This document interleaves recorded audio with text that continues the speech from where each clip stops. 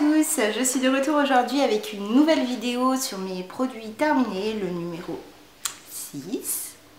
Oh là. Le numéro 6.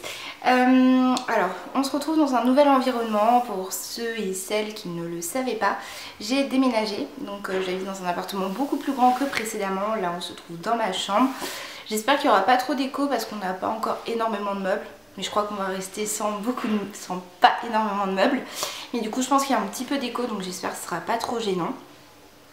Voilà, donc pour cette première vidéo dans le nouvel appartement, ça sera une vidéo sur les produits terminés. Donc on perd pas de temps et on commence tout de suite. Le premier produit que j'ai terminé vient de Sobio Éthique, le douche lait d'ânesse, douche et bain lacté. Voilà, qui se présente comme ceci, que j'ai beaucoup aimé. J'ai bien aimé l'odeur. Donc c'est une odeur très lait en fait. Hein.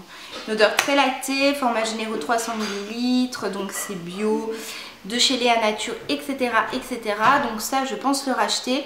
Ils font d'autres parfums, mais celui-ci j'ai bien aimé. J'aime bien les odeurs un petit peu laiteuses, etc. pour le bain et pour la douche. Donc celui-ci cosmétique bio, je compte le racheter.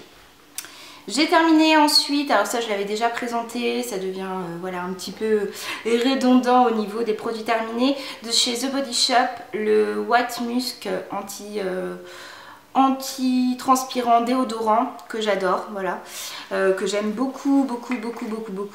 Enfin j'adore surtout l'odeur, c'est devenu un de mes déodorants préférés. Par contre là j'en ai changé pour un de je ne sais plus quelle marque. J'ai oublié, je vous le présenterai certainement dans les produits terminés. Donc, mais j'aime moins, enfin il est moins efficace. Celui-ci est très efficace, donc je vais peut-être revenir à celui-ci, même si au bout d'un moment j'en avais un petit peu marre de l'odeur. Je pense que je vais quand même revenir dessus incessamment sous peu, donc oui, je compte le racheter. J'ai terminé également, alors c'est dans un état pitoyable, une bougie de chez Ikea. Je sais pas si c'est une bougie voilà, qui est permanente chez eux, mais je l'avais achetée cet été. La Singling, qui était en fait à la noix de coco avec de la menthe, tout ça. Donc c'était une odeur très été. Donc je vais garder le verre parce que ça me fait un verre, tout simplement. Et j'ai bien aimé l'odeur. Alors je suis toujours pas fan des odeurs Ikea parce que ça sent bon comme ça. Mais une fois qu'on la brûle, ça sent plus grand chose. Mais j'ai bien aimé quand même. Alors bon, ça vaut rien du tout chez Ikea. Alors je recraquerai peut-être pour une bougie de ce genre là, mais ça sent pas énormément. J'ai terminé un brumisateur de chez Evian, comme ceci, voilà, que j'utilise quand je retrouve plus celui de chez Lush, le tonique de chez Lush. J'aime bien après avoir nettoyé mon visage, me brumiser le visage. Donc celle-ci est très bien, elle est facilement trouvable dans les supermarchés. Donc j'en rachèterai peut-être sûrement pour cet été parce que c'est toujours bien d'avoir un truc pour se rafraîchir le visage. Voilà, apparemment c'est nourrissant, ouais. Hydratant, ouais. Ça par contre hydratant, j'en suis pas du tout convaincue. Mais je rachèterai sûrement pour cet été, pas pour cet hiver parce que j'ai déjà un tonique de chez Lush à utiliser. J'ai terminé de chez Merci Handy un antibactérien à l'encens du Japon que j'avais embarqué avec moi pour mes vacances au Portugal. Que j'aime bien l'odeur, c'est une odeur assez forte et assez une odeur d'encens quoi. J'avais bien aimé hein, honnêtement parce que je l'avais utilisé beaucoup au Portugal et quand je ressens en fait à l'intérieur, ça me fait repartir directement au Portugal. Je le rachèterai sûrement, c'est un des ceux que j'ai préférés de chez Merci Handy parce que je compte pas racheter les autres comme je l'avais déjà expliqué, je préfère ceux de chez Bath & Body Works. Mais je rachèterai peut-être seulement celui à l'encens du Japon qui était mon odeur préférée. J'ai terminé de chez Signal le White Now Ice Cool Mint, le dentifrice. Je mets mes dentifrices dans mes produits terminés, ça me gaffe parce que j'ai pas de dentifrice préféré. Pour moi c'est j'en prends un, j'en rachète un autre la prochaine fois ou je le rachète plus tard, 3 ans plus tard. Bon voilà, rien à dire sur ce dentifrice, il m'a pas fait des dents spécialement jolies, etc. Sinon je m'en serais souvenue. Donc voilà, un dentifrice comme un autre. J'ai terminé de chez The Body Shop un petit beurre pour les lèvres aux fruits de la passion qui a fait la guerre. qui a fait la guerre, vraiment. C'était les anciens packaging, donc c'était au fruit de la passion. J'ai mis énormément de temps à le terminer. Il n'était pas très nourrissant comme certains au beurre de karité, etc. Mais j'ai trouvé quand même qu'il était pas mal, parce que déjà au niveau du format, il y en a pour 3 ans et demi. L'odeur était sympa au début, mais elle a vite tourné, donc comme ça dure très longtemps, je vais peut-être me rapprocher sur des odeurs un peu plus naturelles, comme je vous disais, beurre de karité, ce genre de choses. Pour les lèvres, mais en tout cas je vous les conseille si vous cherchez des beurres à lèvres assez nourrissants. Chez The Body Shop ils en font des bons.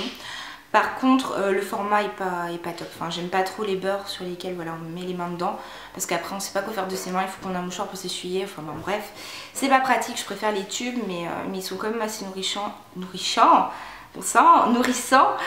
je vous les conseille quand même. J'ai terminé une éponge de chez The Body Shop, une éponge pas naturelle mais façon naturelle, qui est dans un état plus que dégradé, qu'il va falloir que je jette, que j'ai adoré. Enfin, c'était mon éponge préférée. C'est une éponge, vous savez, qui est toute dure quand elle n'est pas humidifiée. Quand elle s'humidifie, elle gonfle, etc. Ils ont arrêté par contre du coup la production de ce genre d'éponge. J'en ai trouvé dans d'autres magasins, notamment chez Savon, je crois, j'en suis pas certaine. Si vous savez où est-ce qu'on peut en retrouver des éponges comme ceci, toutes dures et qui gonflent, parce que c'est super doux pour la peau, ça mousse énormément. Donc c'est super, j'adore ce genre de produit. Donc si vous savez où est-ce qu'on peut retrouver des éponges de ce type, n'hésitez pas à me le dire en commentaire, parce que j'en cherche désespérément. Celle-ci a fait vraiment son temps, elle est vraiment de caca. Donc n'hésitez pas à me le dire. Donc ça, j'en rachèterai, mais où j'en retrouverai, parce que chez The Body Shop ils ont arrêté d'en faire. J'ai terminé quelque chose de particulier. C'est un cheap sheet, ça n'a rien à voir dans les produits cosmétiques, etc. C'est un cheap sheet jasmin, un déodorant spray pour les meubles, le linge, etc. que j'avais trouvé dans la boutique de produits japonais qu'on retrouve à Aulnay, dans le centre commercial d'Aulnay-sous-Bois, à Paris Nord. J'ai oublié complètement le nom de la boutique, mais Kiyu en avait déjà parlé. J'ai bien aimé, ils font beaucoup de... Alors je crois qu'ils en faisaient, parce que les dernières fois où j'avais été, ils essayaient d'écouler les stocks apparemment de tout ce qui était lingettes, etc. Lingettes pour la cuisine, le séjour, le salon, etc. Mais j'aime bien ce type de produit parce que ça sentait bon, c'est pratique, ça remplace le fait braise, et puis ça change un peu des produits qu'on a l'habitude de trouver. Donc ça, si j'en retrouve dans ce magasin, maintenant j'ai plus trop l'occasion d'aller à Paris Nord. Si j'y retourne un jour, je ferai certainement peut-être le stock de ce genre de produits et des lingettes pour la maison, parce que je suis une dingo de lingettes, que ce soit pour la cuisine, la salle de bain, dégraissant, machin. Je trouve ça super pratique et super fun d'avoir des grosses trucs de lingettes. On prend la lingette, on nettoie. J'aime beaucoup. Donc si j'en retrouve, je vous les conseille. À la place des faits braise, l'odeur reste pas très longtemps, mais ça désodorise bien sur le moment. J'ai terminé des lingettes intimes de chez Dia, que j'avais acheté je ne sais pourquoi. Je suis pas du genre à utiliser ce genre de produits, que j'avais bien aimé. Elles étaient super douces, elles ont dû me coûter rien du tout chez Dia, à la camomille. Donc voilà, sans alcool, hypoallergénique, sans parabènes, etc. Donc je vous les conseille si vous avez besoin de trouver des lingettes intimes qui ne sentent pas trop mauvais et qui sont pas très chères. Chez Dia, ils en font. J'ai terminé, ça a eu un changement de lumière, je suis désolée, ma carte était pleine, j'étais obligée d'enlever des trucs. De chez Bath & Body Works, un petit désinfectant pour les mains, raspberry meringue, donc meringue aux fruits rouges, que j'ai bien aimé. Voilà, l'odeur était super cool. C'est une odeur un peu enveloppante, une odeur un peu sucrée que j'ai beaucoup aimé. Je sais pas si je la retrouverai facilement ou pas, mais j'en rachèterai sûrement de chez Bath & Body Works, je vous les présente à chaque fois. Et j'en rachèterai dès que j'en retrouverai. J'ai terminé en continuant avec les éponges, une éponge comme ceci, le packaging qui traîne, les celluloses et l'éponge en cellulose de chez comment ça s'appelle, de chez Primark. Donc on en a je crois 2 ou 3 pour 1 €.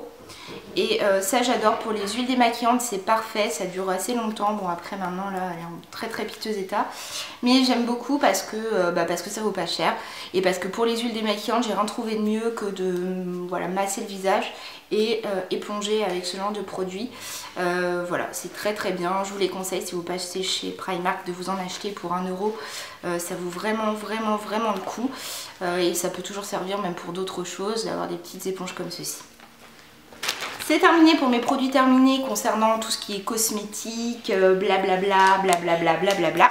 Donc on va passer directement, comme voilà maintenant j'ai l'habitude de faire, à mes livres terminés. Le premier bouquin que j'ai terminé, c'est celui, enfin c'est un manga, le Orange d'Ichigo Takano, qui a été présenté notamment par Margot Liseuse. Alors elle m'avait donné beaucoup envie de le lire et honnêtement j'ai adoré, j'ai vraiment adoré.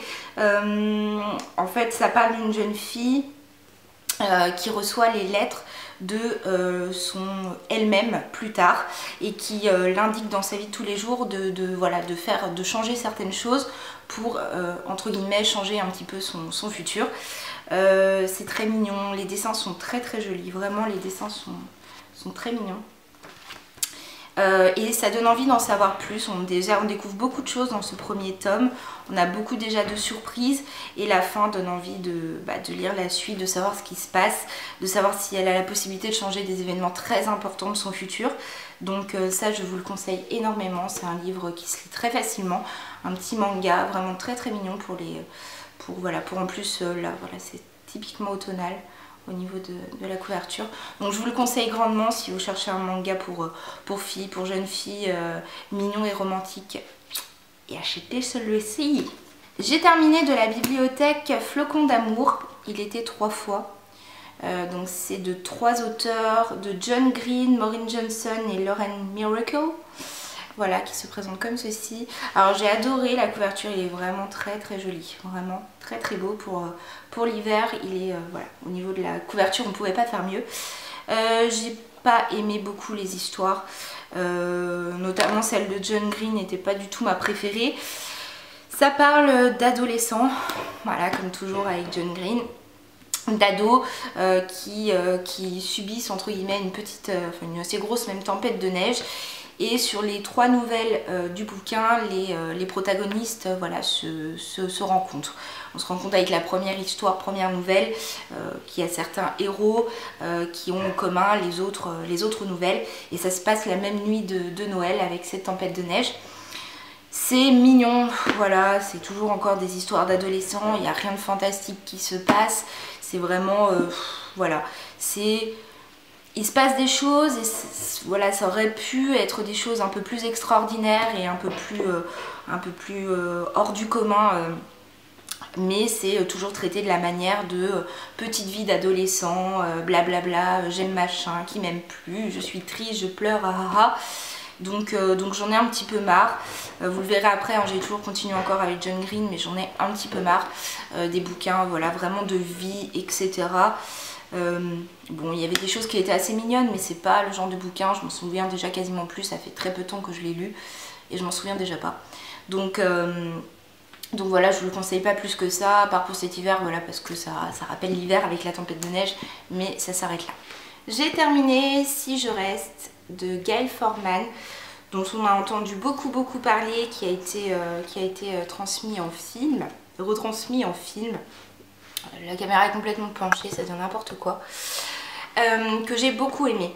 Donc ça parle de Mia qui au tout début de l'histoire a un accident, je peux vous le dire hein, parce que voilà c'est vraiment le début de l'histoire, qui a un accident de voiture avec ses parents.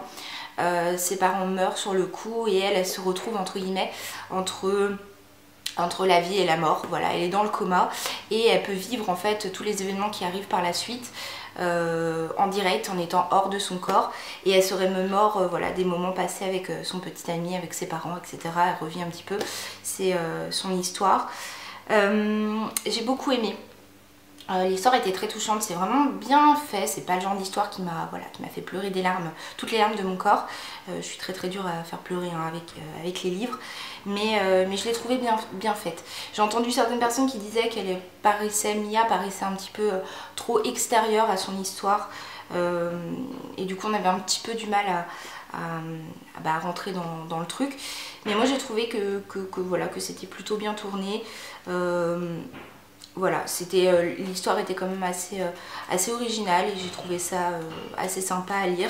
Alors apparemment il y a une suite où ça raconte l'histoire en fait d'un autre point de vue, d'un autre protagoniste de l'histoire. Je vous le conseille quand même, parce qu'il se lit pareil très facilement. Et c'est quand même assez touchant comme histoire, donc je peux vous le conseiller quand même en lecture adolescente. J'ai terminé le Théorème des Catherine de John Green, qui pour moi est pour l'instant l'un de mes préférés de cet auteur. Je l'ai terminé tout récemment, donc là ça va pas être trop compliqué pour retranscrire l'histoire. Ça parle de Colin qui est tombé amoureux dans sa vie de 19 Catherine. Voilà, et pour encore une fois, il vient de se faire larguer par sa dernière Catherine en date, et il décide avec son meilleur ami Hassan de partir à l'aventure, de prendre sa voiture et de partir à l'aventure. Et il se retrouve dans une ville, voilà, où il lui arrive quelques petites aventures. Alors c'est des aventures de vie, encore une fois, avec John Green. Mais voilà, mais celui-ci j'ai bien aimé parce que j'ai adoré le personnage d'Hassan qui m'a fait rire quand même par certains moments. C'est très très dur de me faire pleurer, mais c'est aussi dur de me faire rire avec un bouquin. Il m'a beaucoup fait penser à quelqu'un que je connais. Si vous retournez dans les vidéos d'avant, vous saurez de qui je parle. Voilà, par rapport à son humour, son physique qui paraît assez, voilà, assez imposant. Par son physique et son humour. Voilà, donc j'ai beaucoup aimé ce bouquin, il se lit pareillement, facilement, ça je vais pas le dire à chaque fois, il se lit facilement, mais j'ai bien aimé. Pourquoi le Théorème des Catherine? Parce que Colin décide de se lancer dans un théorème sur l'amour. Voilà, il s'est fait larguer par 19 Catherine et il se dit qu'il y a certainement une cause à effet et il se décide voilà, de faire un théorème à ce propos. Alors ça c'est voilà, anecdotique plus ou moins dans le bouquin quand même, mais c'est mignon, je sais pas, moi j'ai bien aimé les paysages, enfin pas les paysages, les lieux du livre. Comme je disais, le personnage d'Hassan, le personnage de Colin qui est pas trop chiant pour une fois, pas trop neuneux, il l'est un peu mais on arrive quand même à être extérieur à sa peine, extérieur à ce qu'il vit, donc on le trouve pas si neuneux comparé aux autres personnages de John Green. Donc celui-ci, si vous en avez qu'un à lire, je les ai pas tous lus, mais je vous conseille énormément plutôt le Théorème des Catherine plutôt que Nos étoiles contraires, que Nos flocons d'amour, et je sais plus lequel d'autres j'ai lu, mais je vous conseillerais de lire celui-ci. J'ai terminé en comics, enfin pour moi c'est un comics, L'étrange vie de Nobody Owens, le volume 1 de Neil Gaiman et de P. Craig Russell, qui se présente comme ceci. Donc qui est un bouquin voilà, sur le livre L'étrange vie de Nobody Owens, donc là c'est la version comics de la chose, qui parle de donc Nobody Owens qui est un bébé qui se retrouve voilà, par mégarde on va dire dans un cimetière et qui est adopté par les fantômes de ce cimetière et voilà. En fait voilà, donc du coup c'est la vie d'un humain, d'un petit humain avec entouré de fantômes.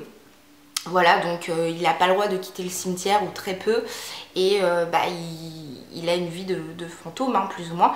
Donc il lui arrive quelques petites aventures. C'est écrit du coup en fait par plusieurs, enfin c'est illustré par plusieurs illustrateurs du coup. J'en ai aimé plus que d'autres, certains avaient un coup de crayon qui me bottait un petit peu plus que d'autres. J'ai bien aimé mais sans plus, voilà le dessin était sympa.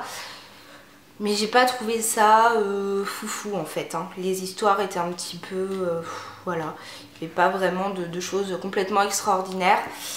Moi j'ai besoin de choses voilà, un peu vraiment fantastiques ou fantasy ou ce genre de choses pour vraiment que ça me botte énormément. Et là c'était pas le cas. Je rachèterais quand même peut-être le deuxième parce qu'il y a une histoire de meurtre derrière qui à mon avis sera un petit peu plus développée dans le deuxième tome et qui risque du coup d'être un peu plus intéressant. Voilà, mais pour débuter au niveau des comics j'ai trouvé ça quand même assez sympa parce que c'est illustré à la manière d'un comics mais c'est pas trop super-héros, Spider-Man, Batman, tout ça, pour que du coup on puisse peut-être éventuellement plus se mettre au comics avec ce genre d'histoire qu'avec, comme je disais, les super-héros. Si on n'est pas du tout fan de super-héros, ça peut être un bon moyen de s'y mettre. Donc voilà, donc je vous le conseille pas plus que ça, je lirai certainement le tome 2 pour me faire un avis complet, je crois que c'est en 2 tomes, donc me faire un avis un peu plus complet de la chose, mais voilà, je regrette un petit peu de l'avoir acheté sur le coup. Voilà, bah écoutez, c'est terminé pour mes produits et livres terminés du moment. Je vous fais plein de gros bisous, je suis désolée du coup pour les dernières vidéos qui ont dû être mises un petit peu en retard. Je rentre très tard le soir chez moi ici. Et j'ai pas beaucoup le temps parce qu'avec le déménagement, l'emménagement, etc. ça a été un petit peu compliqué. Je vais reprendre un rythme un peu plus normal dans les prochaines semaines. Et j'espère que cette vidéo vous aura plu. N'hésitez pas à vous abonner. Et à laisser des commentaires si vous en estimez le besoin ou pas d'ailleurs, si vous avez des choses à me dire, si vous préférez ce cadre, si vous m'aimez plus, si vous m'aimez bien, etc., etc. Et je vous fais des gros bisous et je vous retrouve bientôt, à bientôt. Bisous.